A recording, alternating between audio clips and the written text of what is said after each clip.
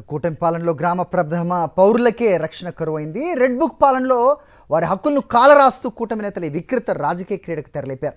అధికారులు టీడీపీ నేతలకు బంటులుగా మారి తప్పుడు నివేదికలతో సర్పంచ్ల చెక్ పవర్స్ను రద్దు చేస్తూ రాజ్యాంగ స్ఫూర్తికి విఘాతం కలిగిస్తున్నారు. పశ్చిమ గోదావరి జిల్లాలో కూటమి నేతల దౌర్జన్యకాండపై సర్పంచ్లు మండిపడుతున్నారు. కూటమి ప్రభుత్వంలో ఉమ్మడి పశ్చిమ గోదావరి జిల్లా వ్యాప్తంగా వైఎస్ఆర్సీపీ సర్పంచులపై కూటమి నేతల వేధింపుల పర్వం కొనసాగుతోంది. ప్రజలు ఎన్నుకున్న సర్పంచులు ఉన్నప్పటికీ కూటమి నాయకులు సమాంతర పాలన కొనసాగిస్తున్నారు. ఇదేంటని ప్రశ్నిస్తే సర్పంచులపై వేధింపులు, చెక్ పవర్ రద్దుకు కుట్రలు చేస్తున్నారు. సర్పంచుల అధికారాలను, విధులను పరిరక్షించాల్సిన మండల, జిల్లా స్థాయి అధికారులు సైతం కూటమి నాయకుల కనుసన్నల్లోనే పనిచేస్తున్నారు. జిల్లా వ్యాప్తంగా 80% వైఎస్ఆర్సీపీకి చెందిన సర్పంచులే ఉన్నారు. ఈ కారణంతోనే వారినే లక్ష్యంగా చేసుకుని వేధింపులకు పాల్పడుతున్నారు కూటమి నేతలు. పశ్చిమ గోదావరి జిల్లా ఆచంట నియోజకవర్గం పోడూరు మండలం పండిత విల్లూరు సర్పంచ్ ఇళ్ల లక్ష్మీ చంద్రిక చెక్ రద్దు చేశారు.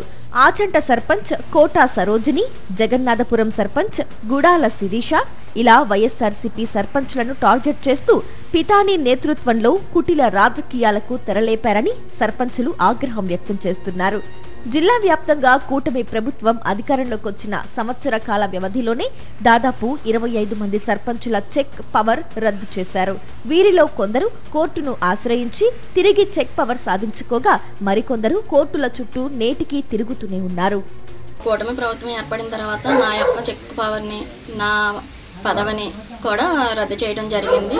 నేను న్యాయపరంగా హైకోర్టుకు వెళ్ళి నా యొక్క చెక్ పవర్ని, నా పదవిని కూడా న్యాయపరంగా నేను తెచ్చుకోవడం జరిగినది.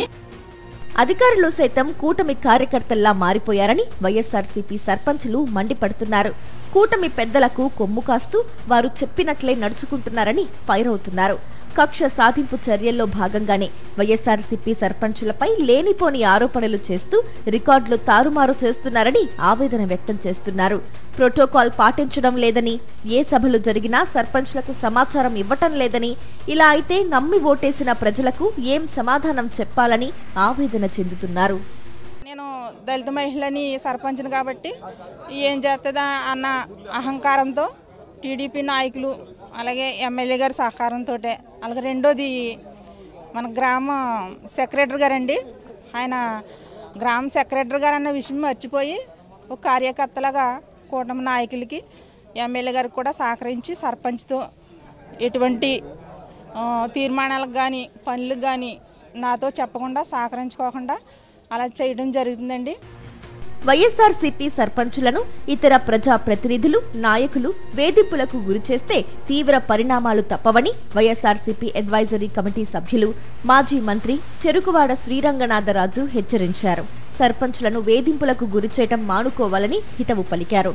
గోదావరి జిల్లాల్లో ఎన్నడూ లేని విష సంస్కృతిని తీసుకొచ్చి పచ్చని గ్రామాల్లో మంటలు రాజయ్యవద్దన్నారు. ఇలాంటి సంస్కృతి అలవాటు చేయకండి. గ్రామాల్లో మన ప్రాంతం ఉందంటే అందరూ అన్న తమ్ముళ్ళు ఉంటాం. పోలింగ్ అయిపోయేదాకా 5 గంటల దాకానే ఎవడ పార్టీ కలిసి చేసుకుంటాం. 5 అయిపోయిన తర్వాత మన సంస్కృతి అందరూ కలిసి ఉంటాం. గతంలో ఎన్నడూ లేని విధంగా సర్పంచులను కేసులు, విచారణ పేరిట వేధింపులకు గురి చేస్తున్నారని కూటమి నేతలపై ఆగ్రహం వ్యక్తం చేస్తున్నారు. కూటమి నేతల తీరుతో గ్రామాల్లో పాలన కుంటుపడిందని గ్రామస్తులు వాపోతున్నారు. గ్రామాల్లో ఉన్న సమస్యలపై దృష్టి సారించకుండా ఎమ్మెల్యే, వైఎస్ఆర్సీపీ సర్పంచులను టార్గెట్ చేయడం ఏంటని నిలదీస్తున్నారు. ఇప్పటికైనా తీరు మార్చుకుని పాలనపై దృష్టి పెట్టాలని గ్రామస్తులు కోరుతున్నారు.